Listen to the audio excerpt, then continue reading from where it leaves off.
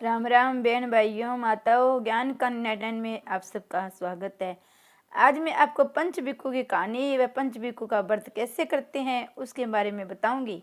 कार्तिक शुक्ल पक्ष एकादशी से 5 दिन तक पंचभिक्षु की पूजा करे। 11 वर्ष को निगोट करे, 13 को जिम ले, फिर 14 पूनम को निगोट करे। बाद में पूनम के दिन 5 चीज ब्राह्मणों को दे। इस प्रकार 4 वर्ष तक कार्तिक उतरते में पंचभिक्षु की पूजा करे। अगर इच्छा हो तो व्रत करके 5-5 चीजें देती जाए। 5 साल व्रत करके पूरा होने के बाद 5 जोड़ा जोड़ी से ब्राह्मणा व ब्राह्मणियों को भोजन कराकर दक्षिणा देवे। यदि इच्छा हो तो 60 रुपये रखकर सासू जी को पेरा ला के दे। और जब व्रत न करे तो भी पंचभिक्षु नहाए तो भी कहानी सुननी चाहिए। पंचभिक्षु की कहानी। एक साहूकार के एक बेटे बहू थी। कार्तिक के महीने में सुबह जल्दी उठकर गंगा जी नहाने जाती। वह प्राय पुरुष को मुँह भी को नहीं देखती। राजा को लड़को भी गंगा जी नहाने जातो। राजा को लड़को कहतो मैं सुबह नहाऊं, मेरे से पहले कोई भी नहीं नहाना चाहिए। तब 5 दिन तक कार्तिक का बीत गया तो उस दिन साहूकार के बेटे की बहू नहाकर जा रही थी। राजा का बेटा आ रहा था।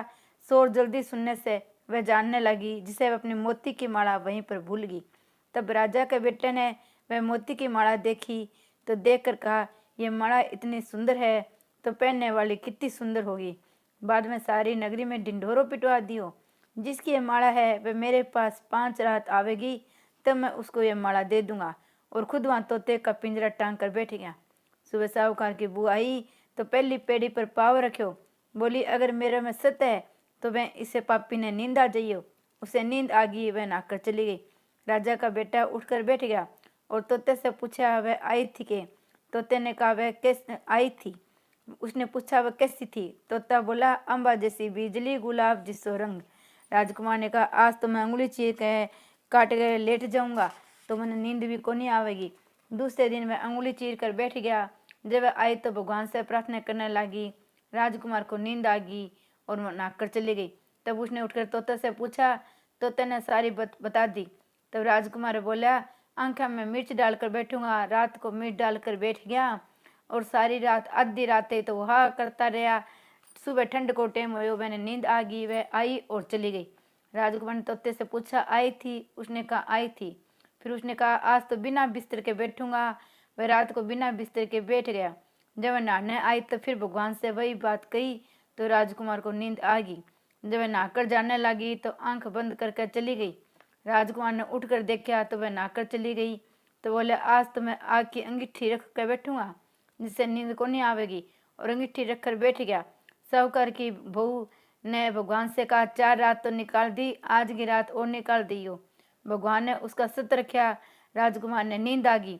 जब वह नहाकर जाने लगी तो वह तोते से बोली, पापी ने कह देना तेरी 5 रातें पूरी होगी है, इसलिए मेरे मोतियों की माला मेरे घर भेज दे। वह फिर राजा ने तोते से पूछा, वह आई थी? तोते ने कहा वह आई थी और उसने अपनी माला मंगवाई है। तब राजकुमार ने सोचा वह तो सच्ची थी, उसको तो भगवान ने भी सत्य रख लिया। थोड़े दिन बाद राजकुमार का शरीर में कोढ़ निकल गयो, वह तड़पने लगा।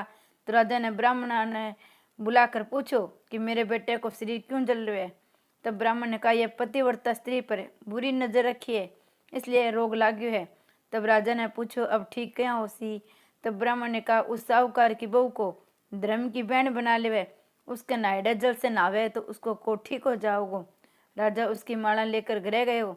साहूकार से कहो, ये माला आपकी बहू की है और उसके नहाए हुए जल से मेरे बेटे को नहला दो। साहूकार ने कहा, वह तो किसी प्राय पुरुष को मुंह भी को नहीं देखा है। इस नाली के नीचे राजकुमार को बिठा देना। जब वह नहाएगी तो ऊपर से वह पानी आ जाएगा और राजकुमार का ऊपर गिर जाएगा। बाद में राजकुमार बैठ गया, नहाया तो उसकी चंदन जैसी काया होगी। हे पंचभिक्षु देवता, साहूकार की बहू को सत राख्यो, विश्व सब कोई राखियो, कहते गो सुनते गो। मारो राखी, मारे परिवार को राखी, मारी बहन बेटियां को राखियो। हे पंचभिक्षु देवता, हे कार्तिक माता, सत्यांगो सत सदाई राखी वे।